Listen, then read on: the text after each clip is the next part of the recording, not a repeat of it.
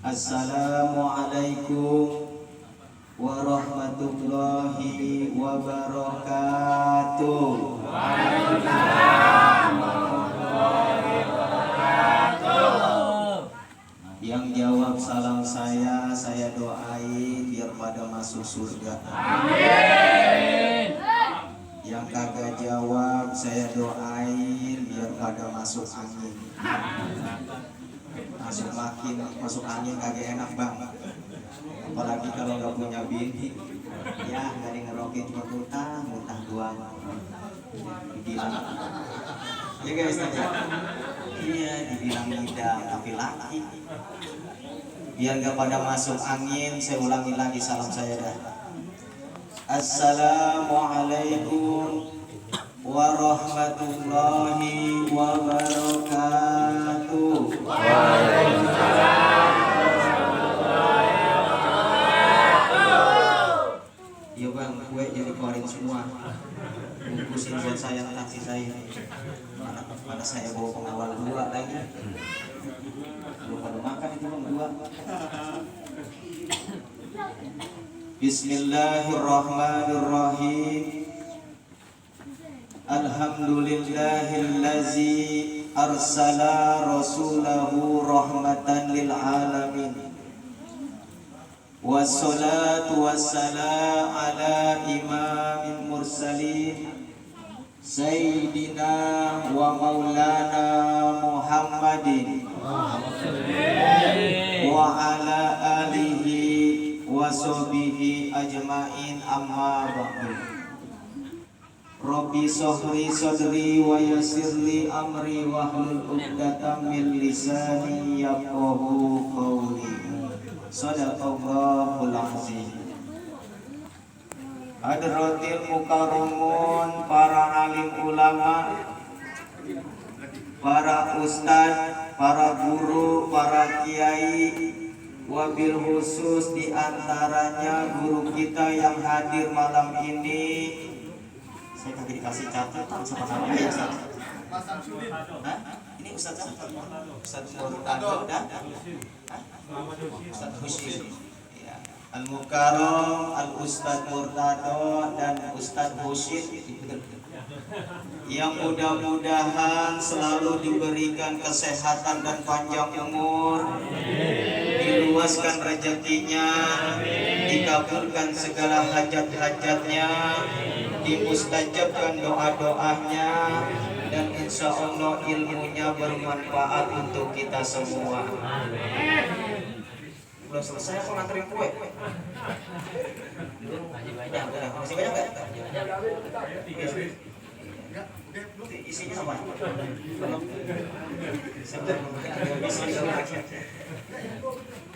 Udah bagi-bagi dulu dah. Kita ceramah di alam ini. Mana kita? Tuh, saya mau ngomong dulu dah. Nah, ya kelihatan ini salah dulu dah. Ya, udah jatuh saya semua. Kelihatan gitu. Ya saya malu-malu emang orangnya. Tapi mana kan itu? Masih penghormatan saya.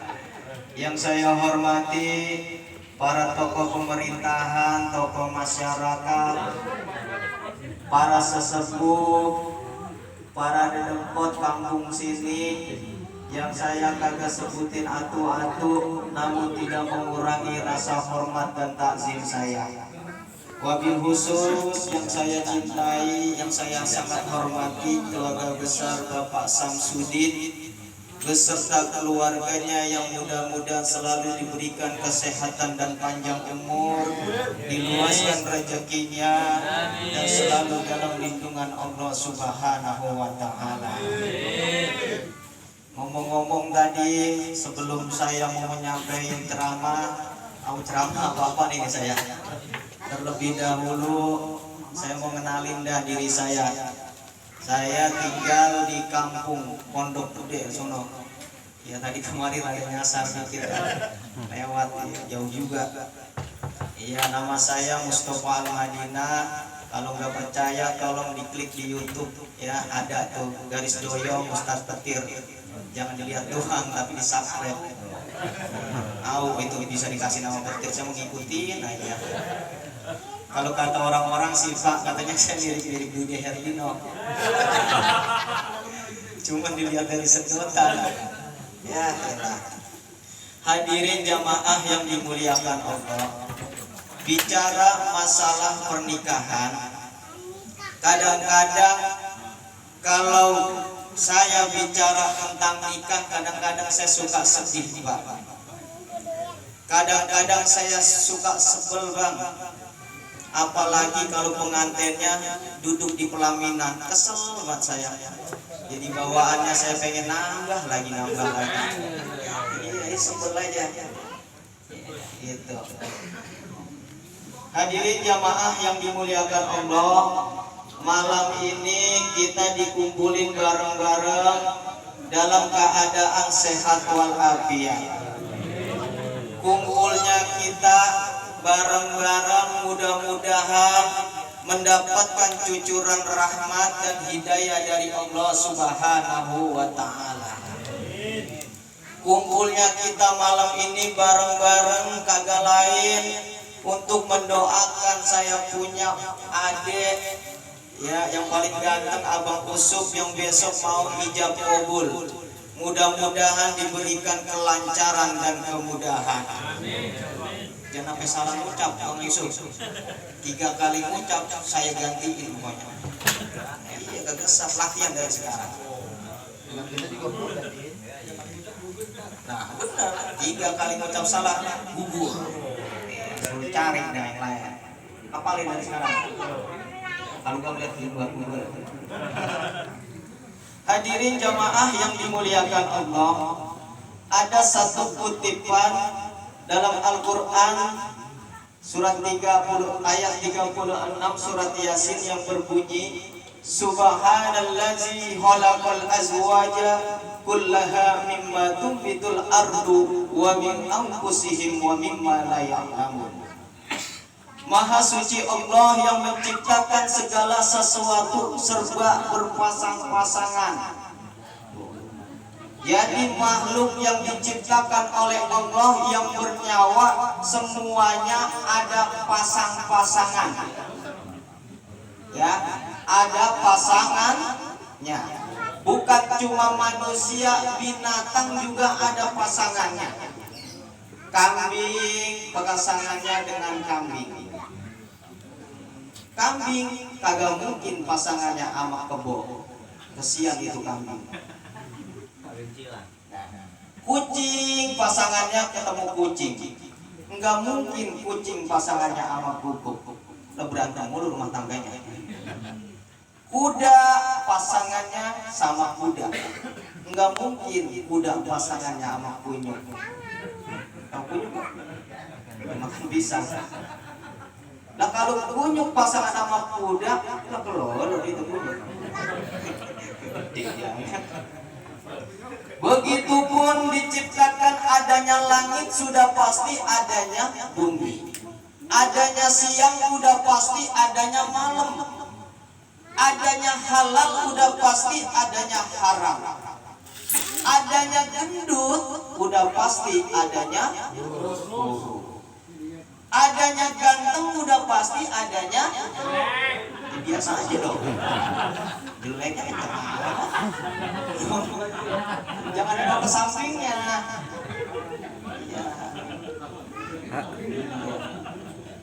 Begitupun adanya laki-laki sudah pasti adanya perempuan. Jadi makhluk yang bernyawa khususnya manusia jangan khawatir kalau belum mempunyai pasangan. Karena kita di sini udah disiapin sama Allah pasangannya. Tapi kapan dimana kita dipertemukan oleh pasangan kita hanya Allah yang menentukan. Ya. Di helm. Tapi juga kalau mau nyari pasangan jangan sembarangan, jangan sembrono, jangan ngikutin nafsu. Berapa banyak orang nyari pasangan karena nafsu akhirnya putus di tengah jalan. Ntar saya ajarin bagaimana cara cari pasangan yang benar. Mau nggak? Iya. aja pokoknya jomblo-jomblo. Tenang, ntar saya ajarin. Jadi Rasulullah Shallallahu Alaihi Wasallam pernah mengancam umatnya. Tuh, bayangin Nabi ngancam umat. Kita diancam sama preman aja kita udah takut. Apalagi Nabi kekasih Allah kita diancam. Apa kata Nabi? Waman rogiba an sunnati falaisa minni. Nikah adalah sunnahku. Barang siapa yang kagak mau nikah maka bukan golonganku. Ya. Padahal nikah sunnah. Kita tahu hukumnya sunnah. Dikerjakan mendapat pahala, enggak dikerjakan enggak apa-apa. Tapi ini kita diancam. Kalau kagak mau nikah maka bukan golonganku. Kalau bukan golongan Nabi Muhammad berarti golongan dedemit. Mari jangan sampai saya ini mah ini Nabi yang ngomong. Saya mau cuma nerusin doang. Menerusin doang ya bagaimana? Saya pulang itu dikat lagi. Kalau kagak mau kita berteman menjadi golongan demit, maka cepat-cepat nikah. Makanya kalau kita tahu ibadah yang paling nikmat itu nikah, Bang. Nikah ibadah yang paling gurih. Kenapa saya katakan ibadah nikah paling gurih? Coba kalau kita udah nikah mah pulang ngojek, ya. Pulang ke rumahnya, assalamualaikum mami. Disambut sama bininya, Pak, berpulang ojek, dibukain deh jasnya. Orang ojek nggak boleh pakai jas. Protes aja. Jadi mau pakai jas nih, mau pakai kalung boni, terserah dia. Usah jangan telanjang aja. Abang pulang mancing, ya disambut sama bininya, mama. Ayah dari Epang ya. Mana ikannya dapat ini kecil-kecil.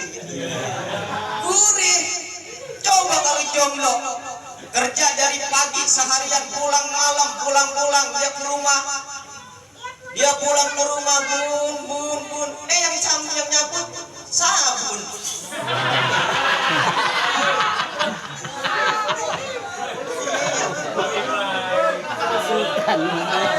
Ya, apa sih ya? Bun sabun. Maafin Bang ya, ini mah saya lagi ya udah coba nyampein doang ngurusin. Makanya saya kasih tahu bahwa nikah yang ibadah nikah itu ibadah yang paling gurih. Untuk jomblo fisabilillah, cepat-cepat nyari pasangan. Ya, saya ajarin nih cari pasangan bagaimana caranya. Ya.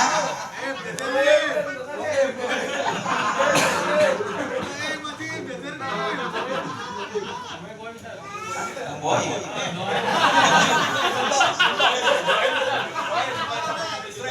Semoga saya doain pulang dari sini langsung yang baik, yang soleha, amin, yang cantik, yang sabar mas tahun lagi. Jadi kata Nabi, kalau kita mau cari pasangan, maka carilah tempat kriteria. Kalau kata orang Betawi, carilah juntrunannya. Apa yang pertama kriteria untuk mencari pasangan? Yang pertama, lijamaliha. Kalau laki-laki, carilah karena kecantikannya. Kecantikan ini sangat penting. Kenapa saya katakan kecantikan ini sangat penting? Sebab kalau kita sudah nikah 24 jam full, kita bakal lihat muka bini kita. Mau ke kamar mandi, muka bini kita lihat. Mau makan, kita lihat muka bini kita. Mau tidur, kita lihat muka bini kita. Pulang ngojek yang kita lihat muka bini kita. Makanya kita dianjurkan untuk mencari bini yang cakep. Coba kalau punya bini jelek, cepat bosan. Bener gak? Iya, cepat bosan. Ini kadang-kadang kita udah punya bini jelek, adatnya sepongki. Ada nggak ini? Kagak boleh dikata apa-apa sama laki, ngambek pulang ke rumah emaknya. Dikasih duit kagak ada bersyukur kurang dulu. Boro-boro dandan, boro-boro beli make up. Emang udah jelek udah dandan, kagak dandan. Model-model bini model begini, ini laki pengennya kawin lagi. Bener gak? Iya. Tuh, kita dianjuran untuk mencari bini yang pertama cantik. Tapi jangan dijadikan faktor utama kecantikan itu untuk pasangan hidup. Sebab kenapa? Umur 17 tahun bini kita masih kelihatan botoh. Umur 30 tahun bini kita masih kelihatan cantik.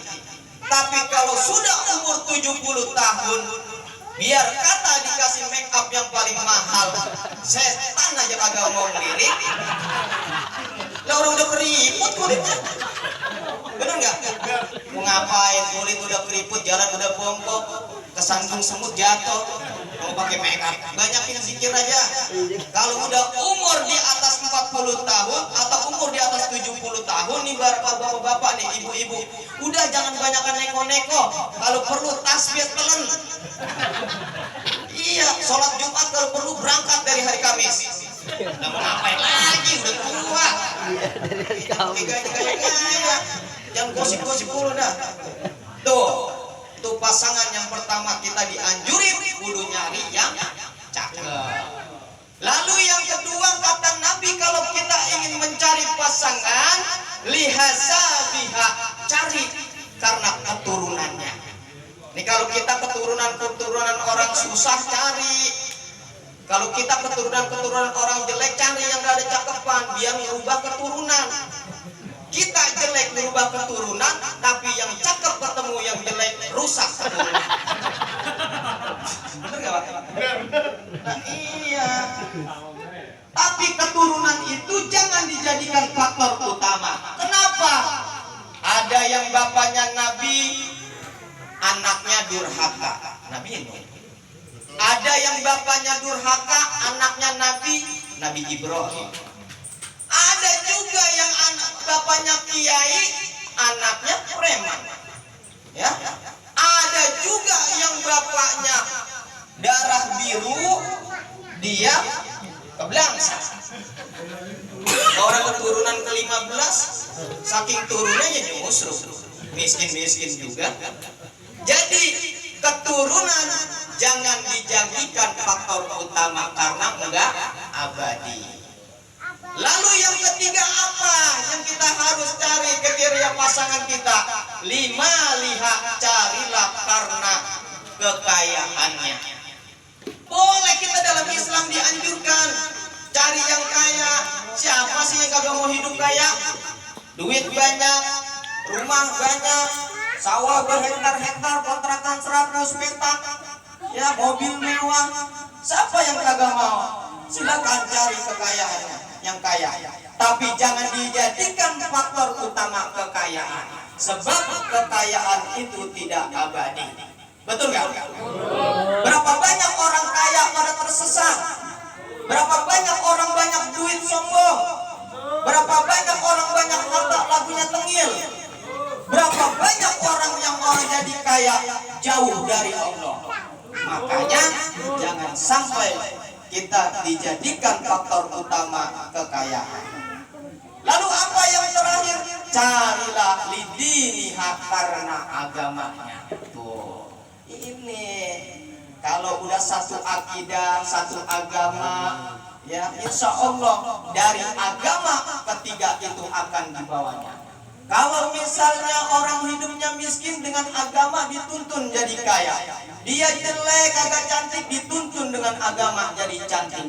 Keturunannya rusak, kebelangsak, tapi dengan agama insya Allah keturunannya diangkat menjadi baik. Nah, jomblo-jomblo fisabilillah, Jangan sembarangan nyari pasangan. Yang mencomot-comot aja, yang pasangannya di pinggir-pinggir jalan. Kagak boleh ngeliat rok dikit, nyala, ya mencomot aja, itu punya bencong. Pinggir tol diangkat, ya. Ya. Jangan, banyak berdoa aja, berpikir sama berusaha, minta ya Allah, pertemukan saya jodoh yang soleh dan soleha. Iya, kalau yang laki minta yang soleha, kalau yang cewek minta yang soleh. Insya Allah kalau kita sabar terus kita berdoa akan dipertemukan. Jangan nyerah, maju terus, pantang mundur. Iya, kalau anak zaman sekarang beda sama zaman dulu. Kalau zaman dulu mah semangat, maju terus, pantang mundur. Kalau zaman sekarang anak mudanya maju mundur cantik. Leh,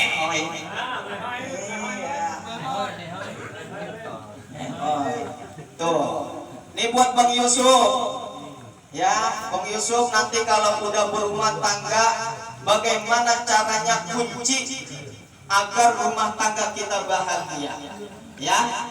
Yang pertama, kalau kita ingin rumah tangga kita bahagia, kuncinya satu, harus kita menyayangi orang tua. Jangan main-main. Bang Yusuf kalau udah nikah, pesen sama bininya, ya, lu boleh marahin gua, lu boleh caci maki gua, lu boleh menghina gua, lu boleh nakol gua pakai panci, itu pun kalau nggak kena. Tapi jangan sekali-kali lu menghina dan mencaci kedua orang tua gua. Itu jadi imam, ya. Jangan sekarang asal baru nikah sama bini di bawah kita aja langsung ngedeket. Ini orang tua keramat berjalan, ya, berkah. Soalnya ridhonya Allah, ridhonya orang tua, murkanya Allah, marahnya orang tua. Kalau kita membenci orang tua, menjauhi orang tua, rumah tangga kita nggak bakal berkah. Biar kata jabatan kita tinggi, harta kita banyak, kalau kita durhaka sama orang tua, sia-sia itu. Benar.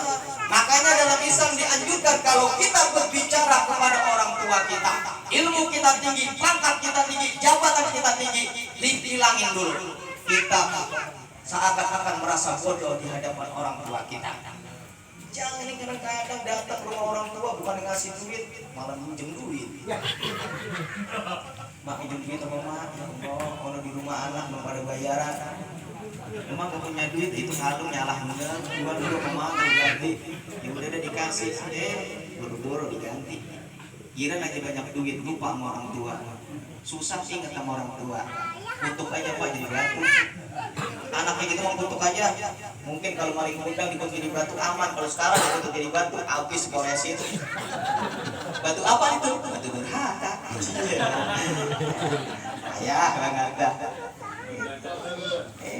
Jadi kunci untuk kebahagiaan rumah tangga cuma satu, bahagiain kedua orang tua kita kalau masih hidup. Kalau orang tua kita udah meninggal dunia, doain, sodakoin, niatin buat orang tua, kuburannya ziarahin, datengin, kasih rapihin. Yang kuburan kadang-kadang orang tua kuburannya udah hilang, udah rata patoknya. Begitu lebaran dicari-cari, mana kuburan bapak gua? Ya, udah ditiban sama orang lain. Tuh anak kalau kayak gitu udah dah gak ada bahagianya, gak dapat keberkahan dari orang tua. Kalau kita punya anak, bagaimana didik anak kita agar menjadi anak yang soleh dan soleha? Ya, mengusuk kalau kita dikasih keturunan, ajarkan anak kita menjadi soleh dan soleha. Menjadikan anak yang soleh dan soleha itu nggak gampang, nggak mudah, tapi ada solusinya, Pak. Bapak jangan takut. Bagaimana cara menjadikan anak kita soleh dan soleha? Ada 3 kuncinya. Yang pertama, hubbi nabiikum. Ajarkan anak kita agar cinta kepada nabi kita. Kalau sudah cinta kepada nabi kita, insya Allah anak kita akan cinta kepada Allah Subhanahu wa Ta'ala. Karena nabi kita Muhammad Sallallahu Alaihi Wasallam yang akan memberi syafaat kepada kita nanti di yaumil kiamat. Iya, Iya, ajarkan anak kita agar bisa mencintai Nabi kita. Lalu yang kedua, wahubbi ahlil bait, mencintai cucu Nabi, mencintai keluarga Nabi. Kalau udah cinta kepada keluarga Nabi, udah cinta kepada cucu Nabi, insya Allah sama dengan cinta kepada Nabi kita. Lalu yang ketiga, ajarkan anak kita wa qiraatul Quran. Ajarkan anak kita untuk membaca Al-Quran. Ustadz, bagaimana ya? Dulu saya masih bujangan, disuruh ngaji sama bapak emak saya males banget. Disuruh ibadah, saya kagak pernah mau, bolos mulu. Sekarang saya udah tua begini nyesel, Ustadz kagak bisa ngaji. Boro-boro ngajarin anak saya, buat saya aja saya kagak becus. Gampang kalau kita nggak bisa ngaji, kita nggak ngerti ilmu agama. Contoh orang-orang tua dulu. Kalau orang-orang tua dulu nih, anak Israel sama guru ngaji. Assalamualaikum Ustaz. Iya. Ngapa toh? Ini anak saya si Boim, umpama. Iya. Ini saya mau nyerahin anak saya, Pak Ustaz. Ajarin biar bisa ngaji, biar ngerti agama. Ini Ustaz duit 2 juta, tolong diterima. Ya. Ada nggak orang tua begitu? Ya. Bayaran 25.000 aja enggak. Iya, boro-boro 2 juta. Iren aja buat sekolah, bela-belain, jual pintu, jual jendela, jual panci, jual kompor, bela-belain bagaimana cara anaknya biar sekolah. Enggak jadi masalah, memang dalam Islam dianjurkan didik anak kita sepintar mungkin. Mau ahli fisika, ahli bahasa Arab, ahli bahasa Inggris, silakan. Bahkan menuntut ilmu sejauh mungkin, silakan. Utlubul ilmi wala bin nisin. Tuntutlah ilmu sampai ke negeri Cina, silakan. Tapi kalau saya pikir-pikir jangan sampai ke negeri Cina dah. Kosnya mahal, Pak. Makan sama oncom kampung ke Cina. Lagi ngapain ke Cina ibadah datang kemari. Udah banyak banget. Enggak ada kan ya? Sempurna dipegat lagi. Ya sekarang kan apa-apa kalau ceramah langsung ditangkap. Ya Allah. Enggak apa-apa anak kita dididik dengan baik, dengan tinggi ahli fisika. Kalau perlu mempunyai gelar sarjana S1, S2, S3, kalau bisa mah jangan kebanyakan S, beku anak. Kalau udah beku susah diaturnya. Didasari, yang penting didasari anak kita dengan ilmu agama. Betul gak? Iya, ini Ustadz, anak saya Boim diajarin ngaji. Kalau yang dia punya salah, kalau dia nakal, sabet aja Ustadz, marahin aja Ustadz. Tuh, orang tua dulu begitu. Tapi kalau orang tua sekarang mah boro-boro begitu. Ya, anaknya digentak sedikit aja sama Ustadz, langsung viral. Udah lu jangan ngaji sama Ustadz itu, guru banyak. Udah pindah. Ya, anak kalau dikit-dikit ngaji pindah, kagak dapat keberkahan dari guru, tuh anak jadi bubel, gedenya jadi susah diatur, dikit pindah. Wah, yang bener lah. Ya, jangan begitu Pak. Kalau misalnya Ustadz marah, Ustadz ngomelin anak, itu karena anak mungkin salah, mungkin karena anak itu susah diajarinnya. Dulu saya masih kecil ngaji nih. Emang apa? Disemput di pantat saya, disambut pakai kabel 3 lapis. Kadang-kadang pakai rotan. Mana kagak pakai celana dalam. Disambut. Enak banget Ustaz ngomong. Ini setannya di pantat banyak batu nih. Jeprok. Saya teriak-teriak, mana mereka lagi mati, tolong. Pulang ke rumah ngadu, bukan makin di alam, makin digapokin saya. Iya, tapi alhamdulillah akhirnya di balik semua itu ada manfaatnya. Tapi kalau kampung ini mah saya paham dah, orang-orang tuanya pada ahli agama semua, nurunin ke anak-anaknya, ya. Sebab kalau yang namanya orang sering ngaji, insya Allah itu jadi tabungan kita nanti. Benar nggak di sini aktif kan pengajian ya? Alhamdulillah. Biasanya kalau orang yang sering ngaji, aktif ngajinya, itu lidah kita gampang banget Pak, enteng ngucap. Di dunia aja kita ngucapin gampang, apalagi nanti di akhirat. Betul nggak Bang? Betul nggak? Ya udah kalau gitu coba saya mau kita selawat bareng-bareng ya. Allahumma sholli wa sallim wa barik alaihi. Sholli wa sallim da'i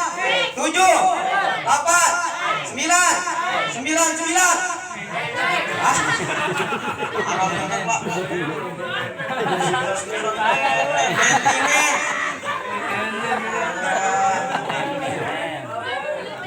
Mana tong tuh? Parah.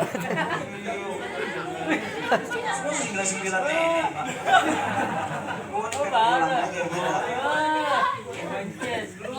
Para jamaah sekalian yang dimuliakan Allah, ya kiranya saya nggak mau panjang lebar dong Pak. Ya, apalagi udah malam ini waktunya makan. Jadi kalau kebanyakan nanti ceramah orang cepat bosan. Ya, jadi apa yang saya sampaikan mudah-mudahan bisa bermanfaat ya Pak. Ya, ya alhamdulillah saya sudah kira-kira nggak berjumpa dengan Bapak Samsudin beserta keluarganya mungkin kurang lebih ada 10 tahun saya nggak ketemu. Pak Samsudin ini orang yang paling baik banget Pak, sosialnya juga mantap banget Pak, apalagi anak-anaknya tuh Pak, cewek-cewek cakep-cakep Iya, cuman hati-hati Pak, gayanya kayak preman itu. Karena saya tahu Pak, belajar silatnya sama saya itu. Iya, palanya dibata, perutnya dibata, nggak ngapa itu dia. Iya, hati-hati pokoknya. Saya mah kalau Pak Samsudin udah nyuruh-nyuruh saya gitu, setelah saya suka kayak enak kalau Pak Samsudin. Saya mah gak usah diamplopin Pak Samsudin. Isinya. Isinya diamplopin ya. Ya, apalagi motor masih nunggak sebulan. Ini gara-gara lockdown Pak, iya lockdown pakai dicicil seminggu ya kayak kredit motor. Saya mau nggak apa-apa, ya PPKM diperpanjang, nggak apa. Iya, tapi jangan dipanjangin doang, kalau bisa mah dikerasin. Buat apa panjang doang kagak keras? Iya. Panjang doang kagak keras kan, anggal-anggal doang di sasaran ya nggak Bang? Kita mudah-mudahan ini wabah virus corona kan ya? Ya COVID-19 Bang COVID, mudah-mudahan biar diangkat sama Allah, diganti dengan keberkahan, diganti dengan rahmatnya Allah. Kalaupun ini penyakit datangnya dari manusia-manusia yang kagak bertanggung jawab, nyari keuntungan dari penyakit ini, kita doain biar dapat hidayah ya, biar pada tobat semuanya. Amin. Yang pada jomblo-jomblo fisabilillah, yang sabar ya, mudah-mudahan biar dikasih jodoh yang baik, yang soleh dan soleha. Yang pada udah berumah tangga, biar rumah tangganya pada awet, tentram, bahagia dunia dan akhirat. Amin. Kiranya itu aja ya Bang ya, Ustadz yang saya sampaikan. Kurang lebihnya mohon maaf. Dari ayah ke ibu, dari ibu ke mertua, dari mertua ke penghulu, dari saya sekian dulu. Assalamualaikum warahmatullahi wabarakatuh. Waalaikumsalam warahmatullahi wabarakatuh.